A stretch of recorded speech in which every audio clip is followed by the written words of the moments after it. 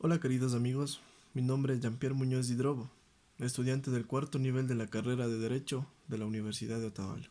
En esta ocasión quiero compartir con ustedes la historia del Estado moderno en un pequeño y detallado resumen de lo que hemos aprendido en la asignatura de modelo de planificación del Estado. El Estado moderno empieza en el siglo XV, con la crisis feudal, la cual se produjo debido a un descenso demográfico generado por el retroceso de la producción agraria, malas cosechas, guerras, mal clima, lo cual produjo una escasez y carestía de alimentos, y las consecuentes hambrunas y epidemias por una mala alimentación e higiene. Tenemos como referencia la peste negra. Fue la pandemia más devastadora en la historia de la humanidad y afectó a Europa y Asia. También tenemos la viruela.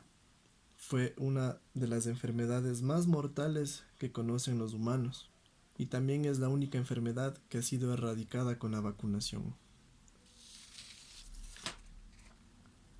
Cuando la crisis disminuye, tenemos la caída de Constantinopla en manos de los turcos otomanos, ocurrida el 29 de mayo de 1453. Fue un hecho histórico y, según algunos historiadores, marcó el fin de la Edad Media en Europa y el fin del último vestigio del Imperio Romano de Oriente. Tenemos grandes exponentes, como Platón. Fue un filósofo griego, seguidor de Sócrates y maestro de Aristóteles. Se dice que fue uno de los primeros filósofos de la historia. A continuación tenemos a Heródoto, que por otra parte fue un historiador y geógrafo griego, tradicionalmente considerado como el padre de la historia en el mundo occidental. Fue el primero en componer un relato razonado y estructurado de las acciones humanas. Tenemos a Lucio Aneo Séneca, llamado Séneca el joven para distinguirlo de su padre. Fue un filósofo, político, orador y escritor romano conocido por sus obras de carácter moral. Horacio fue el principal poeta lírico y satírico en lengua latina. Fue un poeta reflexivo que expresaba aquello que desea con una perfección casi absoluta. A continuación, tenemos el humanismo, el cual fue el estudio de las letras humanas, estudios clásicos y filosofía greco-romana, como a una genérica doctrina o actitud vital que concibe de forma integrada los valores humanos. En el Renacimiento de Italia, el cual fue un periodo de transición entre la Edad Media y los inicios de la Edad Moderna. Sus principales exponentes se hallan en el campo de las artes, aunque también se produjo una renovación en las ciencias, tanto naturales como humanas. La ciudad de Florencia en Italia fue el lugar de nacimiento y desarrollo de este movimiento, que se extendió después por toda Europa. Uno de los grandes exponentes fue Miguel Ángel, arquitecto, escultor y pintor italiano renacentista, considerado uno de los más grandes artistas de la historia, tanto por sus esculturas como por sus pinturas y obras arquitectónicas. Sus principales obras y las más conocidas son David, Adán y Eva, Piedad del Vaticano, entre otras. También encontramos a Leonardo da Vinci, el polímata toscano, el cual representa los ideales del Renacimiento italiano. Leonardo da Vinci es el paradigma de humanista, genio como pocos. Dominó las más distinguidas artes como la pintura, escultura, el grabado, arquitectura, sin que ello fuera un impedimento para interesarse también por la anatomía, la ciencia y la ingeniería. Entre las principales obras de Leonardo da Vinci tenemos al hombre de Vitruvio, el cual es el estudio de las proporciones ideales del cuerpo humano. Es un famoso dibujo acompañado de notas anatómicas del mismo creador. También tenemos la Mona Lisa, conocida como la Gioconda, que es una obra pictórica del polímata renacentista italiano. Fue adquirida por el rey Francisco I de Francia a comienzos del siglo XVI y desde entonces es propiedad del Estado francés. Dentro de la misma tenemos la Edad Clásica, con sus campos del saber, tanto en la política, en la ciencia y en la filosofía. A continuación, la imprenta. La invención de la imprenta se la corresponde al alemán Johannes Gutenberg, el más conocido como el padre de la imprenta. Él hizo posible la multiplicación de textos en la Edad Media, con la creación de la misma.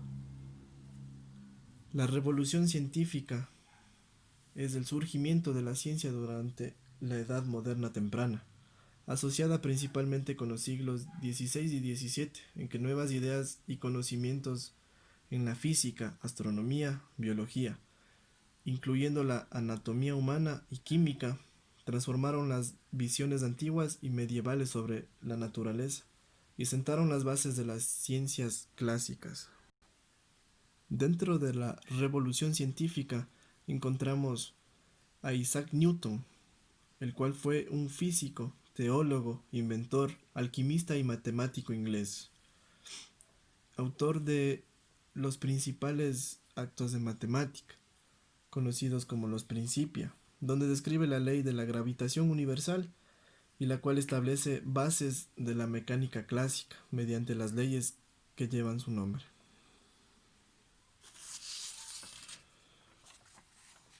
El descubrimiento de América en 1492 consiste en la llegada de América de una expedición dirigida por Cristóbal Colón por mandato de los reyes católicos Isabel de Castilla y Fernando de Aragón.